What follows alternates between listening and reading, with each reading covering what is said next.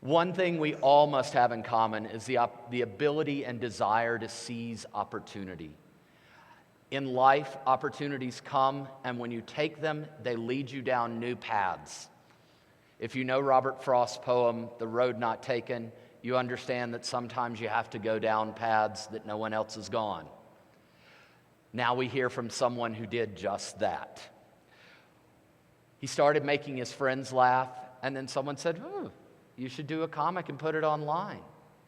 Then someone said, why don't you put them in a book? And no one would print his book. It's like, do you not know who these people are? But he found someone, and it's in the bookstore in limited quantities. Because after you hear him now, you will want to know more about him. Please welcome Steve himself, Q2Q Comics creator, Steve Younkins.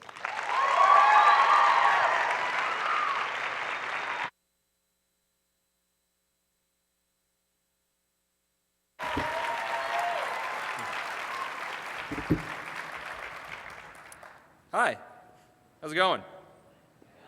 Good, in general? Sorry, I didn't have my notes up, so I can't start talking yet without them. I want to say thanks to Dave Grindle for inviting me here and for introducing me. All right, that's what I got. Okay. Thanks to Dave Grindle for inviting me here and introducing me. That was wonderful. I now have to correct all of my history and tell you guys how I actually got into this. But that's okay. I want to take a moment first, though, to congratulate all of the award recipients today. I sat out here and I watched as many as I could, and the work is just amazing. I don't know that that my work is anywhere near the caliber that they have, so I just want to, can we give them a round of applause? Can we clap for them? Good job. It's wonderful. I'm Steve Younkins. I'm a sound designer. I work for the Maryland Ensemble Theater right now. I'll be working for Stages St. Louis as an audio engineer and an electrician. But before that, before I got into theater, I worked in a library. I was a cataloger. I worked in a bookstore before that. I was in a band, a touring band for 2 years. That was fun, but I was a bass player, so I was in the back and I didn't have to do anything like this. And no one cared about me. And I was also a mentor at Boys and Girls Club, where I taught improv to low-income families, low-income kids. And I would like to say that I'm very proud that I just found out about 20 minutes ago that one of my students is going to be doing her first professional sound design. So can we clap for her? Congrats to her. So that makes me feel warm. Let's see. So before I did all that, though, in high school, I wanted to be an English teacher. But before that, I wanted to be a paleontologist because I saw Jurassic Park. Let's see.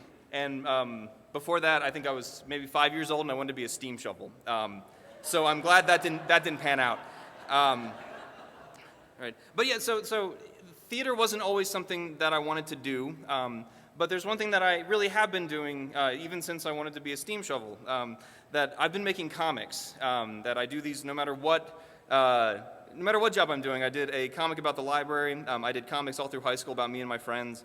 And then I got away from doing comics and started doing theater. And then at one point, my roommate told me that there were no good theater webcomics out there, and he said, "Why don't you make one?" And I said, "No, that's a stupid idea. No one's going to read it." And then he had a particularly rough week, so I made some doodles of him. He's the real Wuggles, by the way. That was my roommate Doug, and so I started doing doodles of the two of us, and they wound up being kind of funny. I posted them on Facebook. And people seem to like them and share them. And then I had a friend post one on smnetwork.com forums, and then it exploded. And then suddenly there were thousands of people reading it, and then there were tens of thousands of people reading it, and then people started asking me to do things like come sign books, but I didn't have any books, and so I was here last year and signed a bunch of prints, and they kept calling it a book signing, but there's no book. And now, this year, there's a book, which is great. Thank you. I saw the book for the first time yesterday, actually. I haven't gotten my copies of it yet. USITT was lucky enough to get theirs, but I haven't gotten mine. So I got to hold it and look at it and count all the missing pages and all of that. There are no missing pages, they're just collectible. That's what we'll call them. Yeah, when I was asked to speak, I really didn't know why, quite honestly. I thought it would be fun to do, but I didn't understand. It's an award recognizing some great young designers, and frankly, I'm not one of them. I'm a sound designer, but I'm not a great designer. People don't know me for my design work. I just draw these doodles and put them on the internet. I didn't study theater academically. I studied it practically. I studied narrative theory in college. That's what I do. Is I'm a narratologist. I love the way that we tell stories. And I'm a structuralist. I'm a formalist. I'm barely a designer.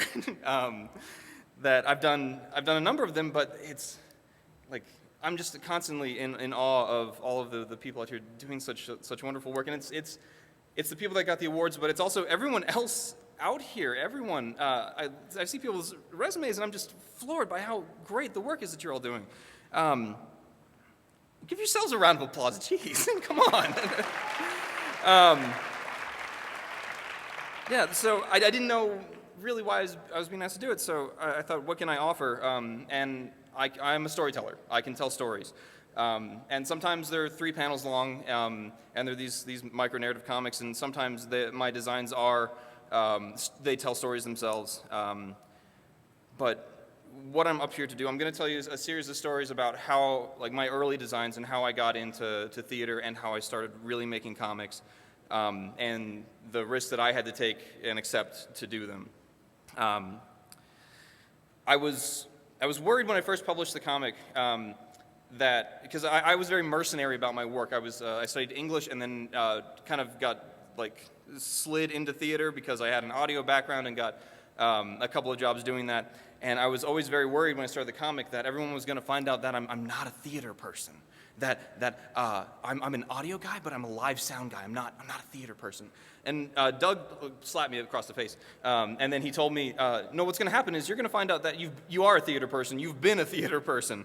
That's the realization, and it's true. The more that I meet of people in the industry, the more I feel a part of it. And the reception that I've received here this year has been astounding to me, that I'm so happy to be able to reflect the things that are occurring in theater and give everyone a good laugh for it. At least it's what I hope I'm doing. My first professional design, I was working for the Maryland Ensemble Theater. I had been an audio assistant. I had run mics for a couple of shows, and then one of the directors asked me if I would design. And I said, yeah, sure, why not? Why wouldn't I? The show was Why Torture is Wrong and the People Who Love Them by Christopher Durang. If you know that play, it's hysterical, but it's a comedy. And I was working with the director. We very quickly got on what I thought was the same page. But I was so worried going into it that she was going to hate every single thing that I came up with, that I just kind of smiled and nodded the whole way through and was like, yeah, she wants this, she's going to get it. It's like, oh yeah, Sinatra, Dean Martin, Rat Pack, not Brat Pack. And so I wrote it down, and I designed a show based on this, and I gave her exactly what she asked for, these notes that I had. But the problem was I didn't take any risk on it. I didn't take any real liberties with it. I kind of forgot to, listen to maybe what lighting folks are doing or what Scenic is doing, and I forgot to kind of be a part of the overall design of the show. And I was so worried about screwing it up and having to redesign that I delivered a lifeless, stagnant product that was a parallel design to the show but not an integrated part of it, and she hated it and I had to redesign it. Yeah, there's apparently too much singing, even though she had asked for a bunch of vocal music, but that's not the point. So yeah, I had to do a full redesign of it and turn around overnight, and it was my fault because I really did forget to collaborate on the show. I wasn't paying any attention to it. Because I was just so scared to speak up in these meetings and actually express an opinion and be an artist with it. And I knew these things, I'd been told these things, and I just forgot. I got scared and I just clammed up. But it's important. You gotta speak up on that. You gotta share your ideas, discuss them, be conversational about it. And you're gonna get shot down if you do this. There's times where you're going to have bad ideas. You're gonna get shot down. And that's what I was afraid of. I was just afraid that I wasn't gonna come up with anything good, and people were gonna hate me for it and wonder, why they asked me to design the show or why they asked me to come speak at this conference. And you can't let that stop you. You can't let that fear of screwing up stop you from taking any risks, because then you're going to wind up with this lifeless, non-artistic product.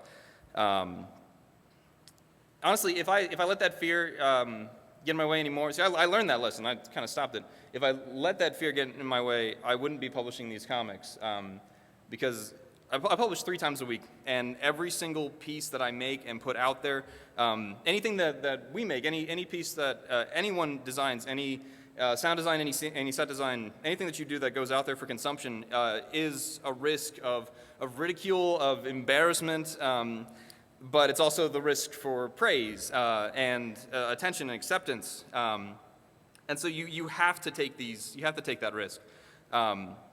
Every single design, every choice that you make is that risk, and you have to take them.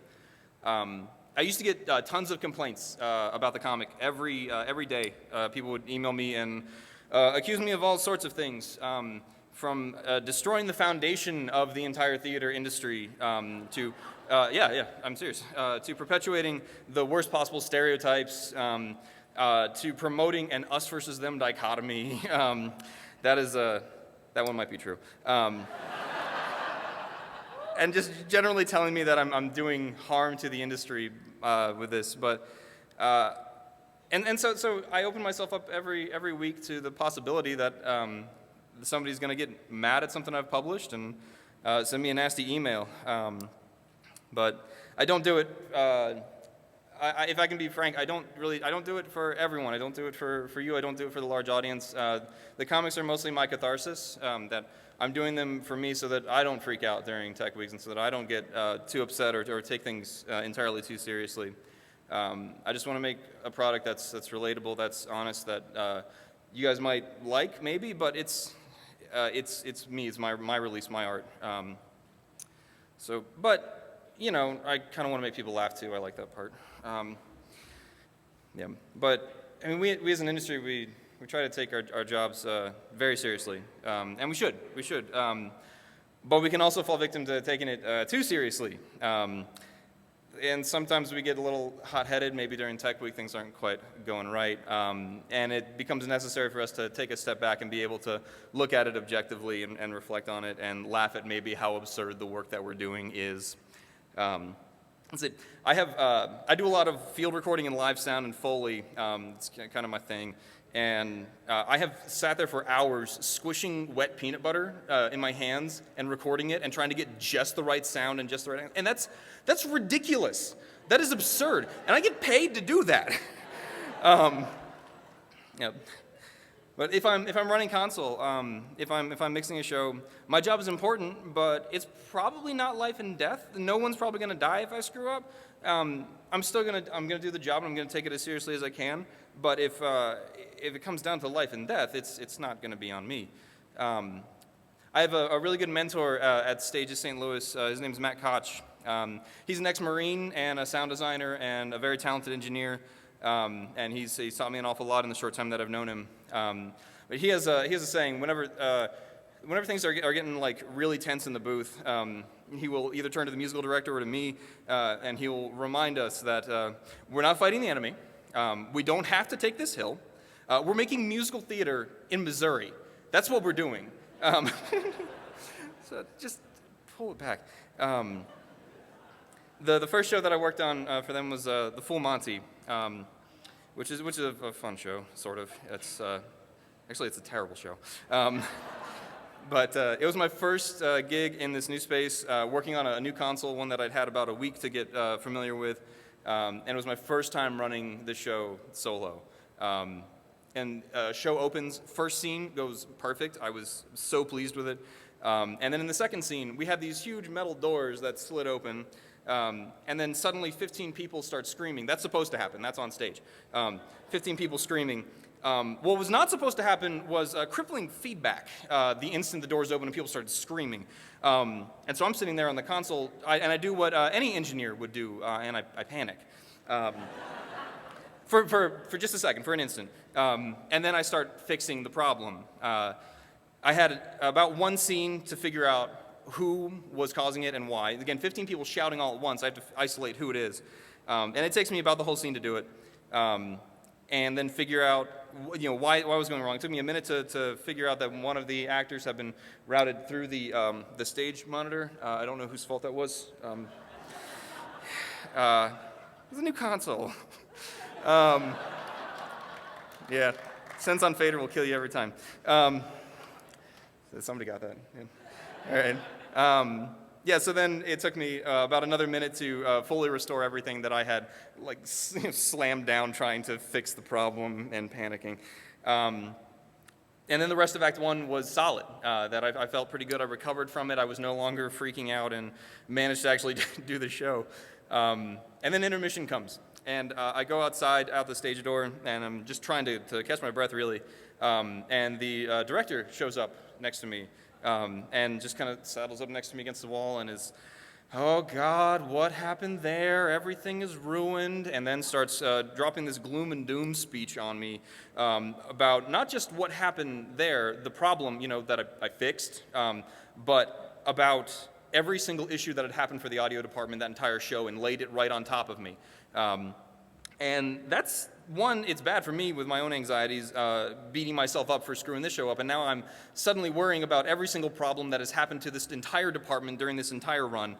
And it set me off. It was bad. I had a little bit of panic attack there. But then after being sufficiently dumped on, I somehow had to go back into that space and mix the second act of this show, which was a nightmare. Like, you shouldn't drop that on there. And nobody died. The problem was fixed. I was hoping maybe for, oh man, that was a hell of a problem. Good job fixing it. Way to do your job out there. But instead, I entered Act 2 thinking, oh crud, I'm going to be fired. And actually, there's another story. With this same show, we were having issues with sweat outs on body packs. One particular actor, he liked to kind of strut around, and he had this channel of sweat running right down his back, directly into our body packs, and we tried everything to fix it. And eventually we did. But one show, he sweat out in the first scene, and he's on stage for almost all of Act 1. He has about 3 minutes off stage total. And so the first time that he comes off, in about 14 seconds, because he's off and then right back on, I slap a new mic on him and get him out there, and everything is fine. This is the first scene. The producer for the show comes backstage and begins screaming at just about everyone backstage, but me in particular, and is really just insane about it. And again, it's another time where the problem was fixed and you were still being screamed at. There was a risk here of me doing my job and still getting the result that I didn't want from it. But the good news is I've added to my resume that I have been yelled at by a 2-time Tony Award-winning producer, so I can put that on there. Yeah. And so, I mean, with these, I'm legitimately thinking I am fired. I have done my job, and now I'm going to be fired for it.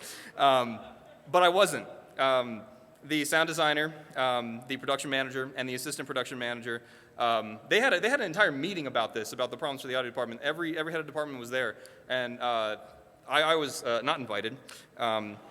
But the sound designer, the production manager, and the assistant production manager were there, and they stuck up for me. They argued for me and for my work, and argued that I had done the right thing in the situations, and told how it could have been much worse. And they didn't have to do that, but they did. They stood up for me.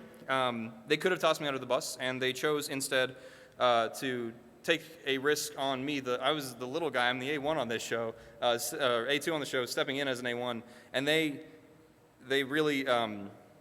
It showed me that they were willing to take a risk on me. And I think that's a particular type of risk that we don't always recognize.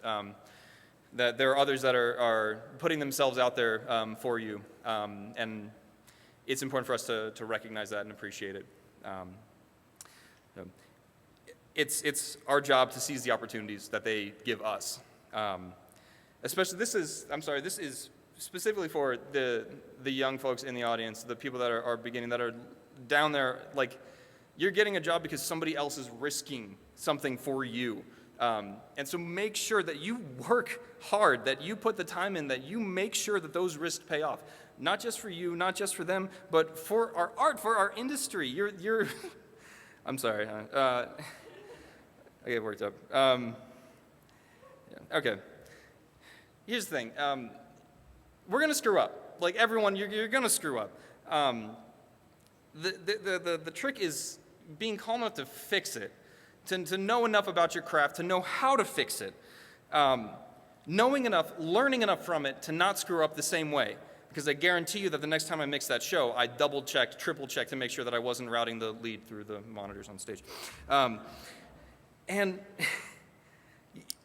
if you can't do that, you got to make sure that your mistakes look intentional, at least. That is one thing that I always try to do, is that if I screw up, if I go too quick, I make sure that I make it look as intentional as possible. Unless it sounds good. Then I'm not going to try to fix it. Because if it sounds good, I'm going to do it again because I liked it. But, okay. Thank you very much. I'm Steve Younkins of Q2Q Comics. I have a book signing Saturday morning, 10 a.m. outside the bookstore. But thank you guys so much.